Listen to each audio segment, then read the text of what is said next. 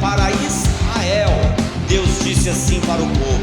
Ainda tem muitos que não querem esse privilégio. Isso é uma rebelião contra Deus. Deus permite vir a tribulação do problema. Vem falando assim a palavra do Senhor. Deus vem falando, ó, deixei vocês de dente limpo. Olha, Deus chamou você para ser diferente. Israel estava fazendo como o povo daquela terra. O profeta não está falando de uma pessoa com a outra, não. Então como que eu vou ter comunhão com Deus? Se qual é o instrumento que Deus vai usar para isso? A Bíblia diz que Deus ele é fogo consumidor. Deus vai abençoar.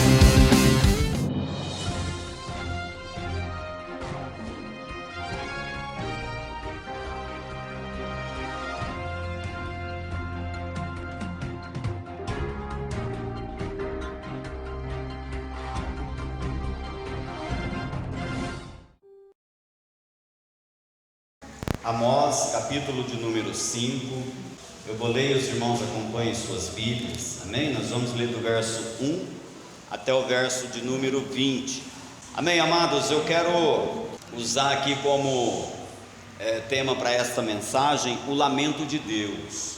Deus está aqui olhando para a situação de Israel e Deus usa ali então o profeta Amós para ir até Israel, levar ali a palavra dele, a palavra do Senhor, porque os profetas já não profetizavam mais a verdade, já não profetizavam mais a palavra do Senhor, e Amós era alguém que fazia diferença, era alguém que se preocupava em andar na direção e nos caminhos do Senhor. Deus olha para o homem sendo ali pervertido, cego espiritualmente, sem desejo de estar na presença de Deus, sem desejo de buscar ao Senhor, sem desejo de adorar ao Senhor, e Deus então se entristece com isso. Mas o que Deus fala ao nosso coração, amados, como igreja do Senhor Jesus, como povo escolhido de Deus, Deus quer que você seja um Amós nos dias de hoje. Alguém a qual ele possa contar para levar a palavra, para levar a verdade diante da sociedade. Interessante, amados, que o povo de Israel nessa época, que eles viviam em uma época de grande prosperidade, e isso talvez tenha levado o povo a se perverter, a sair da presença de Deus, a afastar, a abandonar as coisas de Deus e começar a olhar para si próprio, fazer aquilo que eles achavam melhores. Se você for olhar o livro todo de Amós, você vai perceber que em momento algum, quando Amós se dirige a Deus, quando Amós fala de Deus para o povo, em momento algum ele cita o Deus de Israel, porque Israel estava distante dos planos de Deus, estava distante dos propósitos do Senhor. E quando o ser humano perde a visão espiritual, quando o ser humano deixa de olhar para Deus, Deus deixa de ser o Deus do ser humano. E hoje o ser humano anda desta forma, amados, confiando na sua força, confiando nas obras das suas mãos, confiando nos seus próprios braços e não quer confiar em Deus. Tanto é que a advertência de Deus para Israel era justamente esta: buscai ao Senhor, como diz aí o versículo de número 4. Pois assim diz o Senhor à casa de Israel: buscai-me e vivei.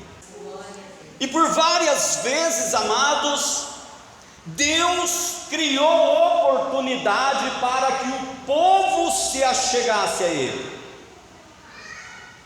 Só que pelo fato do povo estar cego espiritualmente, em uma cegueira espiritual, não conseguiam ver o agir de Deus na vida deles.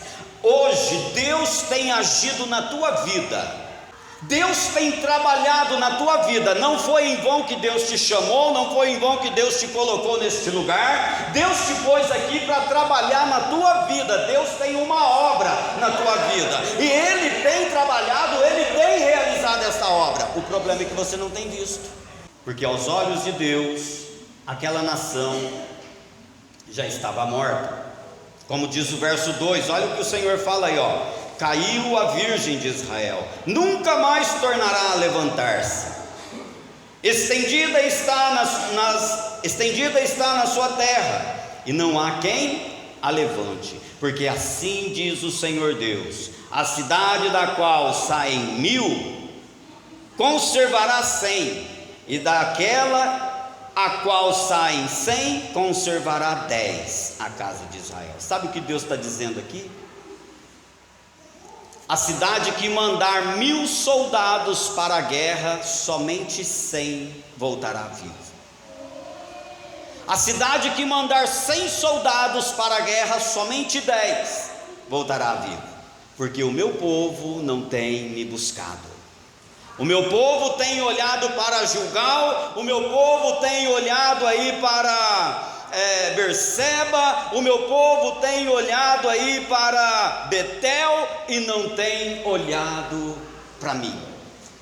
Porque Deus está dizendo aqui: o povo tinha olhado para Berseba, Betel, Gilgal, porque eram lugares idólatras, eram lugares onde adorava outros deuses, eram lugares onde cultuavam a deuses feitos por mãos de homem. E o povo de Deus estava, infelizmente, cultuando e adorando a esses deuses. Irmãos, o que eu aprendo com isso? E muitas vezes nós deixamos de olhar para o Senhor e começamos a olhar para as obras das nossas mãos. E eu quero dizer para você que quem te sustenta é Deus. Agora, Deus, Ele só tem aliança com aquele que tem compromisso com Ele. Deus disse assim para o povo: eu escolhi vocês, eu chamei vocês entre a multidão dessa terra. E agora isso nos leva a olhar para aquilo que Deus está falando, amados, e pensar o seguinte: eu estou aqui porque Deus me colocou aqui. Você está aqui porque Deus te colocou aqui. Não foi você quem escolheu estar aqui, amados. Não foi você quem escolheu servir a Deus, mas foi Deus quem escolheu você para uma obra na tua vida. E talvez o teu maior problema tenha sido isso: você pensado que escolheu servir Deus. Eu decidi ser crente. Eu decidi me converter ao Senhor Jesus. Decidiu coisa nenhuma. Foi Deus, foi Jesus quem chamou você pelo nome e te colocou aqui para adorar o nome dEle. Não foi você quem escolheu. Amados, pare e pensa um pouquinho agora neste valor que você tem. Existe em todo o planeta Terra 7,7 bilhões de habitantes. E no meio desses 7,7 bilhões de habitantes, Deus escolheu você. Vamos enxugar mais o negócio. Existe na cidade de Mococa hoje 68.900 habitantes. No meio desses 68.900 habitantes, Deus escolheu você para estar aqui. Aleluia. Você é escolhido de Deus. Pare e pensa quantas pessoas poderiam estar sentadinho onde você está, mas Deus escolheu você para isso. Então nós precisamos olhar para isso. Deus está falando, olha aí no capítulo 3 de Amós, versículo 2. Deus diz assim, de todas as famílias da terra, somente a vós outros vos escolhi. Portanto, eu vos punirei por todas as vossas iniquidades. Amados, o negócio está complicado, está difícil para você. Entenda uma coisa: não é que Deus te abandonou, não. Se você está passando por luta, por tempestade, por vendaval na tua vida, não é porque Deus te abandonou, não. Deus está te punindo, porque Ele te escolheu e Ele quer você ao lado dEle. E muitas vezes Deus vai usar a tribulação, o problema, a luta, para nos trazer para o lado dEle. E aí a pessoa cega espiritualmente: Deus esqueceu de mim, Deus não olha para mim, Deus não se importa comigo, olha, a minha vida é só problema, problema, problema. Não, amados, é Deus permitindo o problema na tua vida para que você se achegue a Ele. O incrédulo, quando ele comete um pecado, ele está pecando contra a própria consciência dele. Ele fica ali com dor na consciência e isso passa. Mas o pecado do crente não é só contra a consciência dele, é uma rebeldia contra Deus, é uma rebelião contra Deus também. E aí o que Deus vai fazer? Para nos punir naquele erro, Deus permite vir a tribulação e o problema. Israel estava fazendo como o povo daquela terra, adorando a outros deuses, sacrificando a outros deuses, levando oferta e dízimo a outros deuses. E aí Deus então permite vir ali a tribulação para que o povo acordasse. E nem assim eles se acordaram, né? Nem assim eles se despertaram para a verdade. Aí hoje tem muita gente perguntando: meu Deus, será que eu nunca vou ser feliz? Será que eu nunca vou ter paz? Meu Deus, será que eu vou ser sempre assim, tribulação, tormenta, luta, dificuldade? Sim, enquanto você estiver fora do propósito de Deus, você estará passando por luta, problema e dificuldade.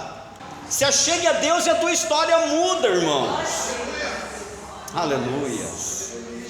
Lá no capítulo 3, versículo de número 3, Deus usa ali o profeta para dizer assim para o povo: andarão dois juntos, se não houver entre eles acordo?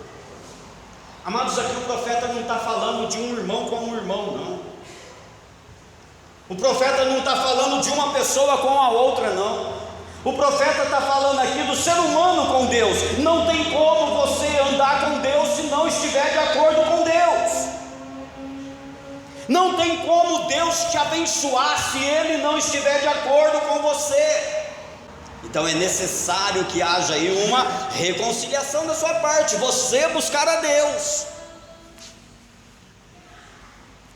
Isso que Deus vem alertando o povo: buscai-me e vivei, como diz o versículo 4 do texto que nós lemos.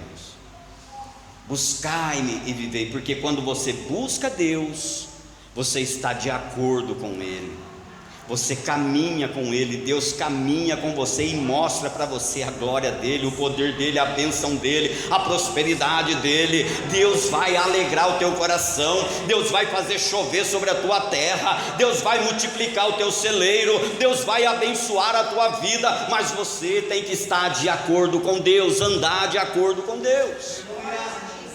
Aleluia. Então como que eu vou ter comunhão com Deus? Buscando a glória dEle, me enchendo da glória dEle, sendo como a irmã Eliane ministrou aqui, cheio do Espírito Santo de Deus. E como vou ser cheio do Espírito Santo de Deus? Estando constante na presença do Senhor.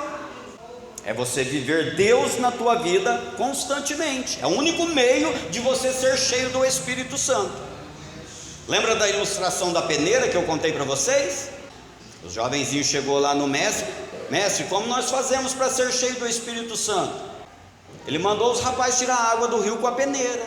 Conseguiam fazer isso? Não. 2 foram embora, só ficou um ali tentando. O mestre chegou lá, vou ver o que o rapaz está fazendo, né? Chegou lá, o rapaz falou para o mestre: Senhor, olha, está difícil tirar a água, não consigo. A peneira só fica cheia quando eu afundo ela dentro da água. Então, você ser cheio do Espírito Santo é isso daí, é você estar mergulhado constantemente na presença dele. É um recadinho do Espírito de Deus para você nessa noite. Deus não vai retirar de você a aflição enquanto esta aflição na tua vida não concluir a obra a qual ela foi determinada. E eu quero dizer que esta aflição que você está passando é para punir o pecado que você às vezes tem cometido. Não tem outro meio, amados, de Deus nos punir. Aliás, Deus não quer nem nos punir, Ele quer punir o pecado que nós praticamos. Deus quer nos abençoar. Só que quando o pecado está arraigado em nós, Deus permite vir a tribulação, a aflição, para que esta aflição remova o pecado de nós. Então entenda isso nessa noite, amados: o mal do pecado pertence a você. Transtornar este mal pertence a Deus. E qual é o instrumento que Deus vai usar para isso? aflição. A nossa vida fora da direção de Deus é problema, porque quando eu ando com Deus, quando eu vivo na presença de Deus, eu não vou me preocupar com as coisas seculares, eu vou me preocupar com aquilo que sai da boca de Deus. E eu quero dizer para você que a vitória na tua vida, a vitória que você tanto espera, ela só vai acontecer quando a boca de Deus determinar. Então você tem que viver segundo aquilo que sai da boca de Deus. Quer viver de vitória em vitória? Viva segundo aquilo que sai da boca de Deus. Olha o que Jesus falou para Satanás lá no deserto. O diabo chega diante de Jesus e diz para ele: tu não és o filho de Deus? Manda que esta pedra se transforme em pão. Jesus usa ali a palavra de Deuteronômio capítulo 8, versículo 3, e ele diz assim para o diabo: nem só de pão viverá o homem, mas de toda a palavra que sai da boca de Deus. Então nós só vivemos, só temos uma vida quando vivemos segundo aquilo que sai da boca de Deus. E da boca de Deus não sai maldição para você, sai bênção. Agora, você tem andado segundo aquilo que sai da boca de Deus? Aqui Amós ele fala para buscar a Deus na prática do bem. Então, como que eu vou buscar a vontade de Deus? É vivendo na prática do bem. Olha o que diz o versículo 14. O profeta diz assim, ó: buscai o bem e não o mal, para que vivais, e assim o Senhor, o Deus dos exércitos, estará convosco, como dizeis. Olha que interessante, o povo estava aqui servindo a deuses, levando sacrifício a deuses, levando ofertas a deuses, e dizendo que Deus estava com eles. E Deus fala assim: eu não estou neste negócio. Queremos às vezes fazer a vontade de Deus, mas a vontade de Deus é que nós façamos o bem. E qual é o bem que você tem feito? Uma palavra de elogio que você faz sobre outra pessoa, isso faz bem para ela. E às vezes você, ao invés de elogiar, tem só descido a lenha, criticado, falado mal, apontado, acusado. Irmãos, onde está Deus nesse negócio? O que a igreja precisa é aprender a fazer o bem. O Senhor Jesus diz assim, que nós temos que honrar o nosso irmãozinho. O povo quis fazer a vontade de Deus? Não quis. Deus fala, manda aqui o profeta concluir: olha, vocês não querem fazer a minha vontade, vocês não querem me obedecer, não querem aquilo que sai da minha boca, então eu levantarei contra vós uma nação, a qual vos arrebatará. Quando você recusa fazer a vontade de Deus, Deus permite levantar o incrédulo, o pecador, para te humilhar, porque você não está fazendo a vontade do Senhor. Essas palavras que Amós andou falando para o povo aqui, chegou até os ouvidos do rei. Sabe o que o rei fez?